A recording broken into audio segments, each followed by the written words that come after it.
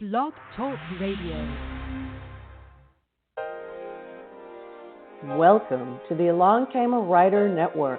Opinions expressed in our shows do not necessarily reflect those of the network. It's that time, fight writers. Stop learning lucha libre moves off of YouTube and settle in for the FightWrite podcast, a writer's resource for writing fight scenes. I'm your host, Carla Hoke. This is episode 2, and because it's still new, I'm going to kind of go through the same spiel for the first couple episodes so people can get used to exactly what this is. If you aren't familiar with FightWrite.net, hop over there. FightWrite. It's just named in Writer's Digest, 100 Best Resources for Writers. Give it a look. Go ahead and go now. Again, I can't see you. I don't know what you're doing. But give it a look and plunder the index, and you'll see that there's a lot of different topics there, which I can't think of a one. But we do cover some today. I'm covering a two-sword style, and you'll be able to see the two-sword style on there. You will learn about things about firearms, about injuries. Ooh, there's one about mental warfare. That's a good one. That's gotten a lot of views. That's called gaslighting. So give that a look. This podcast is the talkie version of the blog. In each episode, I'm going to take some listener questions, and it's going to be short and sweet. These are going to be, 15, 20-minute romps, depending on if I get on a soapbox. And I fear that it's going to come out today. I'm warning you. Anyhow, if you really want a longer episode, well, then just download a couple and binge cast. It would do me just fine. If you have a question you would like me to answer, go over and fill out the form on FightWrite.net and send it to me. Okay, my first question today, E.J. Sobetsky. If a dragon could carry a weapon, what would it be? Okay. If you have been to any of my tactical workshops, which, by the way, if you are in New York City in August 24th-ish, I will be at the Writer's Digest National Conference. That is when I actually go through different fight techniques with writers, and I field questions, and if somebody needs help working through their fight scene, I literally block it, and I show them how different weapons work. Invariably, I will be asked about fighting off the back of a dragon, and I don't have a ton of pet peeves. For the most part, I'm easygoing. If I do get hot-headed about something, it'll last about 24 hours, and then I'm over it. I drive slow. I don't mind stop signs. I can generally deal with irritating people pretty well. But I do have a pet peeve about fighting off the back of a dragon. Now, I understand the question was, if a dragon could carry a weapon, what would it be? I submit it would not carry a weapon for a couple reasons. One, dragons don't have killer arms. They don't. I'm not sure what kind of weapon would really, true. A dragon with a machine gun is amazing, but I just don't know if its arms are suited for that. And hey, it depends on what kind of dragon you have. But other than physical mechanics, asking what kind of weapon a dragon would carry is akin to asking what kind of weapon a Sherman tank would carry. It's a tank, advantage tank. And I say the same thing for dragons, advantage dragon. Which brings me to a question that EJ did not ask, but I have to go into because I do have a pet peeve about it. I apologize in advance for letting my nerd show. This is going to be a tiny bit of a rant. You have been warned. I have been asked questions about what weapons to use on the back of a dragon. I submit to the jury, you are on a dragon. Advantage you. Also, you cannot wield a weapon off the back of a dragon. Okay, riding a dragon is not like riding a horse. And even if it were like riding a horse, let me tell you what, sitting up tall in a horse when it's going 90 to nothing is not an easy task. Okay, it's not. I'm aware the Native Americans did it. Well, that's what made them awesome. Okay. And I'm not sure if they completely stood up and, were straight up and down. I think they had a little bit of an aerodynamic thing going on. But if you are on the back of a dragon, it's going to be different than a horse because it's flying. It's flying. You better have a great saddle because guess what? Lift off from the ground alone is going to be perilous. It doesn't just go straight up like a helicopter. It's going to have to get some lift, and that's going to cause flapping wings, and that sucker's going to bounce up and down. Mind you, you're going to be soaring in the air. Who knows how many miles an hour or kilometers per hour, depending on where you're listening to this podcast. And, the cool thing about a dragon is it can go sideways and it can go upside down.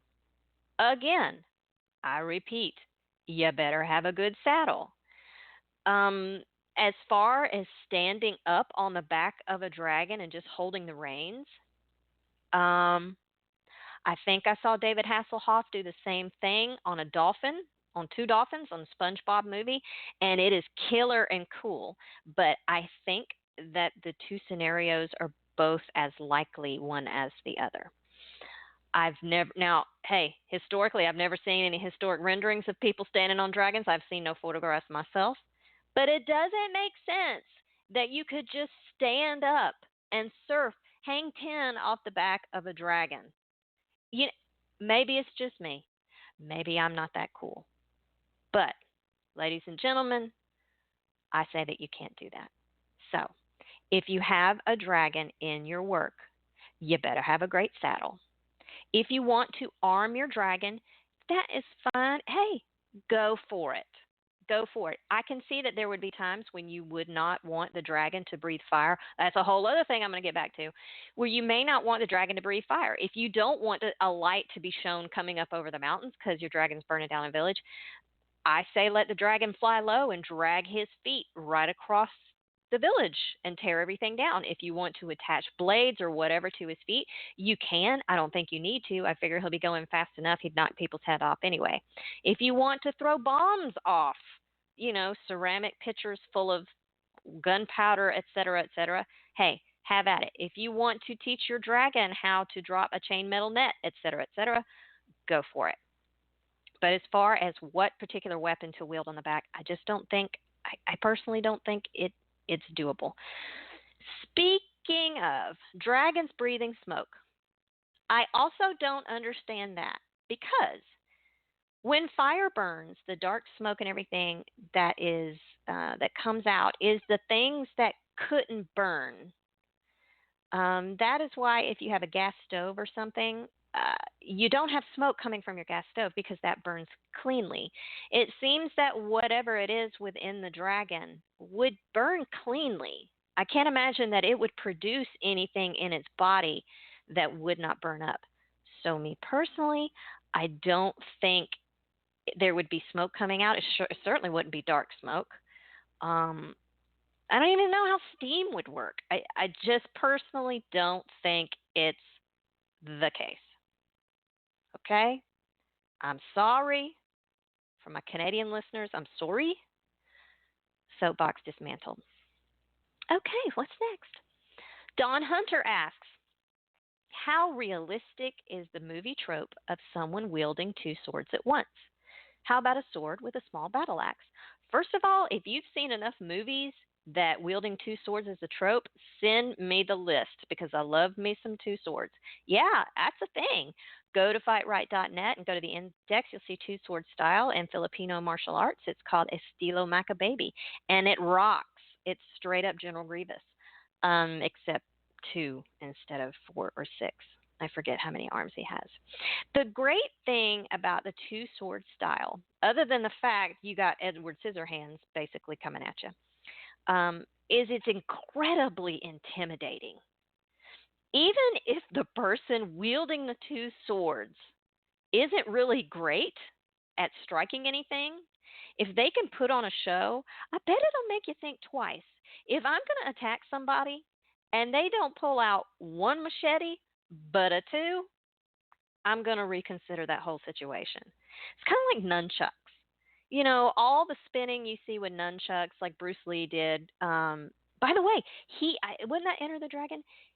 They had, if it's not Enter the Dragon, I'm gonna die. The one he's in the yellow jumpsuit. They had to slow down the frames per minute in that movie in order to catch his hand movements. That's how awesome he was.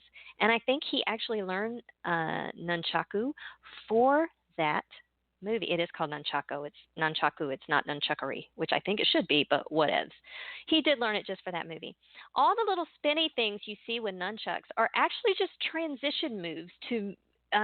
You wield a nunchuck. It's basically a broken stick. That's all it is. I had a really great fight coach that explained to me how it worked, and it's a great weapon, but it's not wielded like people really think it is. And you don't just swing it at people. You can use it to bludgeon them. You can use it to break wrists, to break necks, yada, yada, yada. Let your mind go crazy. But all the spinning moves is actually just to transfer the weapon one hand to another without losing velocity. And it also scares the poop out of people.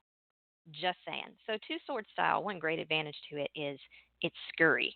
I think that's awesome. How about a sword with a small battle axe?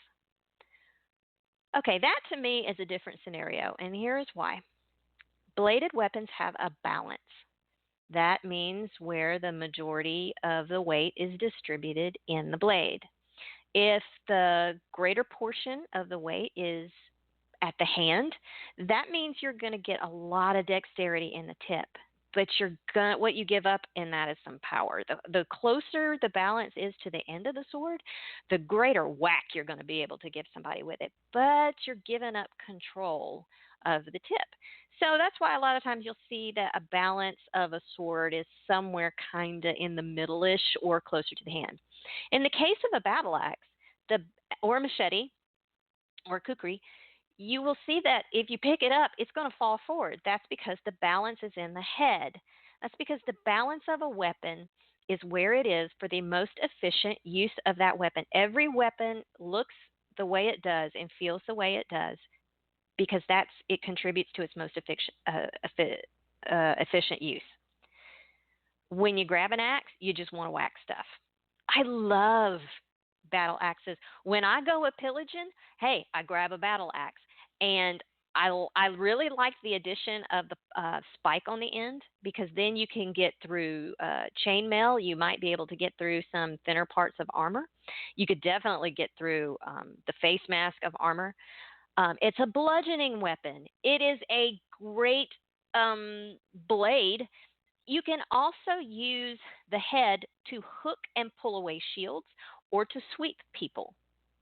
So I think it's a really great multi-purpose weapon. However, because those balances are so incredibly different, let's say that I've got a battle axe in my left hand and a sword in my right hand. My body is really going to have to adjust differently to wielding both of those. And I think the balance of the two doesn't really work well together. I may be totally wrong. Scola Gladiatoria, Kirk McCune. If you don't know who Kirk McCune is, please look him up. KirkMcCune. He is one of the folks that vetted my book. He is amazing blade master. Look him up on YouTube and look at his website. If you guys at Scola Gladiatoria and Kirk McCune, if I'm totally wrong, call me. You got my number. Please explain to me how this works. Now, 2 axes? Sure. I think 2 axes is totally doable. I think you can find video of 2 axes. But again, you're working with the same weapons that have the same balance. So if you don't really understand what I mean, go out, get a switch or a yardstick. Grab a yardstick in one hand. And in the other hand, grab a jug of milk. How easy is it for you to defend yourself? Now, if you have 2 jugs of milk, you can whack the tar out of somebody. Don't ask me how I know, but you can because you're basically doing the same movement and your body is able to compensate for that change in balance, with the muscles and everything. And the same thing with a switch. You can wield 2 switches quickly. Again, don't ask me how I know, but you really can. So is the axe sword combo possible? I'm not going to say it's not. I certainly would never say that I am proficient enough in bladed weapons to say absolutely. However, I'm probably more proficient than maybe the person who asked the question, or they wouldn't be asking the question, which is okay. You're not. Why would anybody know that? Sometimes I see fighters, especially guys. I don't know why guys, but they get kind of embarrassed sometimes that they don't know about fight stuff, and it is a language all its own. I don't speak Japanese. If somebody comes up to me and starts speaking Japanese, I'm lost. I know this for a fact. It's been done to me, and I just had to smile and say, arigato. I mean, my Japanese is limited to the judo and aikido mats. So if you don't know different things about fighting stuff, it's okay. You shouldn't. Why would you? The reason I know this stuff is because I'm nuts, and I went out and learned it. So I hope that answers the question. And I think that's all we're going to do today. Hey, I told y'all it was going to be short and sweet. Be on the look.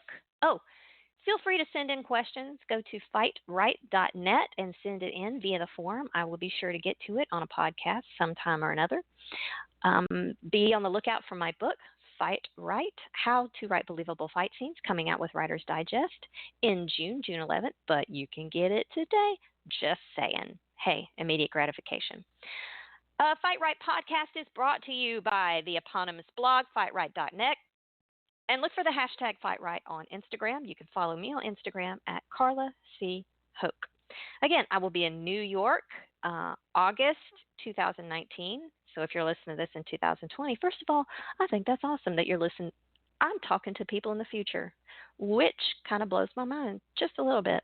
But anyway, it's in 2019, so if you miss it, you miss it. But I hope you don't. If you're in the New York area, please come by and say hi. If you're in the Northwest Houston area, please come by Maozinha Jiu-Jitsu, Maozinha, and say hi. If you are in the College Station area, go by Brazos Valley, MMA. And that's it for this first ride of the second episode of Fight Right the podcast. Thank you, Along Came a Writer Network, for letting me just hang out here. I really appreciate it. Again, go to FightRight.net, the blog, character assassination since 2016, y'all.